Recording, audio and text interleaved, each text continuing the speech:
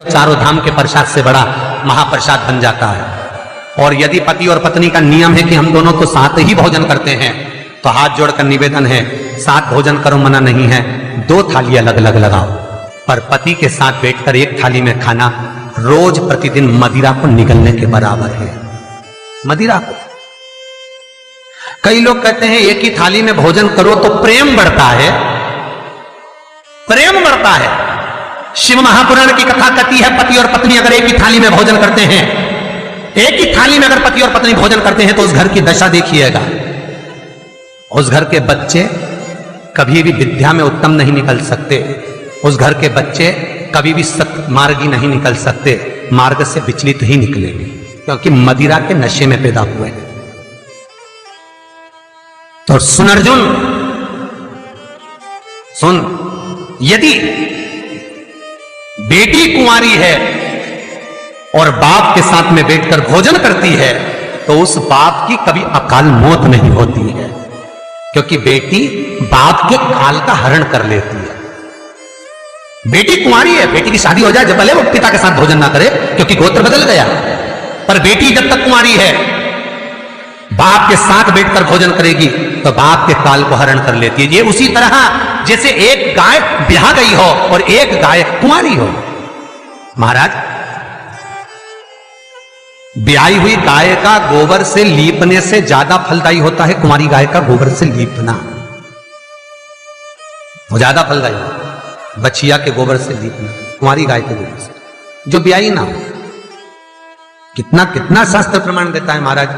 कई लोग दुखी भी हो रहे होंगे आज हमारी कथा सुनकर कि भगवान गुरुजी आपने कह दिया कि एक थाली में भोजन मत करो, और हम तो इतने साल से करते हुए आ रहे हैं और अलग अलग करेंगे और ऐसा और वैसा। कई लोग तो चैनल ही बंद। शिव महापुराण की कथा कहती है यदि आप भगवान विष्णु के मंदिर गए हो, सत्यनारायण भगवान के मंदिर गए हो, राम मंदिर गए हो, कृष्ण मंदिर गए हो, दत्त मंदिर गए हो, किसी भी देवता के मंदिर में जाते हो, वहां का प्रसाद आप 15 दिन 20 दिन तक रख सकते हो, पर शंकर का प्रसाद रात भर नहीं रखाता। क्यों?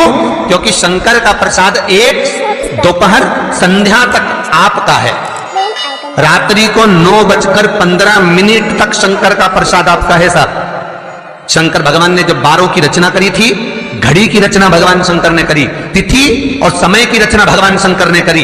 एक एक घड़ी, एक एक पल, एक एक तिथि, एक एक नक्षत्र, समय, पल, सबकी रचना शंकर करे। हमारे हर एक वीडियो से सबकी रचना से। इसीलिए तो शास्त्र कहता है ना, लिंग पुराण वर्णन करती है, नर्मदा पुराण कहती है, शिव महापुराण की कथा कहती है, जब व्यक्ति को कोई भारी रोग हो जाता है, कोई कैंसर जैसी बीमारी हो गई, कोई किडनी ही खराब हो गई, कोई लीवर ही बेकार हो गया, कोई बड़ी बीमारी हो गई, तो आप किसी ब्राह्मण से पूछेंगे कि पंडित जी हमको शंकर भगवान का अभिषेक करवाना है, कौन सा टाइम करवाना चाहिए? तो उसका भी समय शिव महापुराण निश्चित करती है, उसका भी समय हमारे लिंग पुराण निश्चित करती है, उसका भी समय नर्मदा पुराण निश्चित करती है।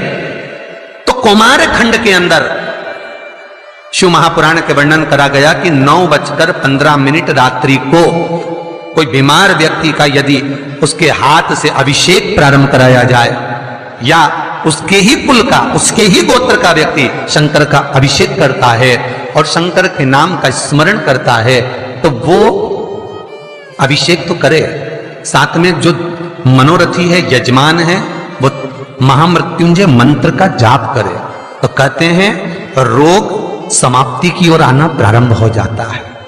रोग समाप्ति की ओर आना, रोग समाप्ति की ओर पहुंचना। भगवान शंकर की पावन कथा कहती है, एक कलश के अंदर महाराज दूध ले लीजिए, उसमें काली तिल्ली डाल लीजिए, थोड़ा सा आंवला, सूखा आंवला बाजार में मिलता है, उसको डाल दीजिए। बाजार में अगर बीला मिल जाए, बीला का फल, बेलपत्री में जो फल लगते हैं, बीला का गुर्दा, बीले के अंदर का भाग, अगर बीला नहीं मिले तो बाजार में सूखा बीला मिलता है, उसको पानी में गला लो, गला कर उसको पीस लो, पीस कर उसका उपटन बना लो, पीस के उसको कटोरी में ले लो। उस उपटन को, जल के पात्र को, जो व्यक्ति घर में बीमार रहता हो या जिसको बुखार ज्यादा चढ़ रहा हो, उतर नहीं रहा हो, निमोनिया जैसी बीमारी हो, बड़ी से बड़ी बीमारी भी अगर आपको घेरी हुई है, तो आप अपने हृदय चित्त से स्पर्श कराकर, कोई पलंग पर पड़ा हो तो उसका हाथ का स्पर्श करा, जो स्वस्थ है उसके ऊपर से उतार कर भगवान शंकर को ले जाकर वो बीले का उपटन शिवलिंग पर लगा दे, और जो जल है वो शंकर जी को समर्पित करें। कौन सा मंत्र बोलना है, उस मंत्र का स्मरण आप सब प्रेम से करें। ओम, और वो मंत्र है ओम जूं सह। आप स्क्रीन पर देख सकते हैं, मंत्र हमने लिख दिया है ताकि आपको आसानी हो बोलने में भी। ओम जूं सह, इस मंत्र का जप करने से स्वास्थ्य की हर समस्या समाप्त हो जाती है और व्यक्ति निरोगी हो जाता है। ओम जूं सह, इस मंत्र का जाप करते हुए जो दूध चढ़ा देता है उपटन लगाकर, उसकी बीमारी, उसका रोग समाप्त हो जाता है। बहुत ध्यान देना, उसी चढ़ाए हुए जल को, दूध को, उस उपटन के भाग को थोड़ा सा ले आइए। जिस बच्चे को निमोनिया की बीमारी है, जिसका बुखार नहीं उतर रहा हो, उसके मस्तक पर लेपन कर दीजिए, हृदय चित्त पर लगा दीजिए महाराज। उसके बाद में उस बच्चे को वस्त्र से, गीले वस्त्र से पोंछ दीजिए, उस वस्त्र को झटकार दीजिए, बच्चे का बुखार 10 मिनट के अंदर उतर जाएगा। ये कभी भी कर सकते हो, ऐसा कोई दिन निश्चित नहीं है, कोई तिथि निश्चित नहीं है। जब बुखार आए, जब स्वास्थ्य ज्यादा गड़बड़ हो जाए, तब करिए। मंत्र का जाप करते हुए ओम हूम ओम जूम सह, इस मंत्र का बस स्मरण करना है। ओम जूम सह मंत्र का स्मरण करिए और शिव की आराधना करिए। ये वो औषधि है जो सती माता ने भगवान शंकर से विवाह के प्रथम में प्राप्त करी है। यदि कहीं से 5 मुखी रुद्राक्ष मिल जाए और 5 मुखी रुद्राक्ष को तांबे के कलश में जल भरकर उसमें डाल दो, किसी चम्मच से उस रुद्राक्ष को निकाल लो आधे घंटे डालने के बाद। महाराज, शमी का एक पत्ता, शमी पत्र, और शमी का एक पत्ता ले जाकर, शमी पत्र को ले जाकर शिवलिंग पर रखकर 5 मुखी रुद्राक्ष का जल अपनी कामना कर कर, अपनी मन की कामना कर कर, सोमवार के दिन जो व्यक्ति समर्पित कर देता है, उसकी मनोकामना भोलेनाथ 3 महीने में पूरी कर देते हैं। शमी पत्र समर्पित कर कर 5 मुखी रुद्राक्ष का जल, मनोकामना। और एक बहुत सुंदर बात वर्णन करूंगा। रुद्राक्ष को सिद्ध करने का तरीका है शंकर के शिवलिंग पर रखकर उसका अभिषेक करना और फिर उसको धारण करना। कई लोग पूछते हैं रुद्राक्ष पहनने का तरीका क्या है?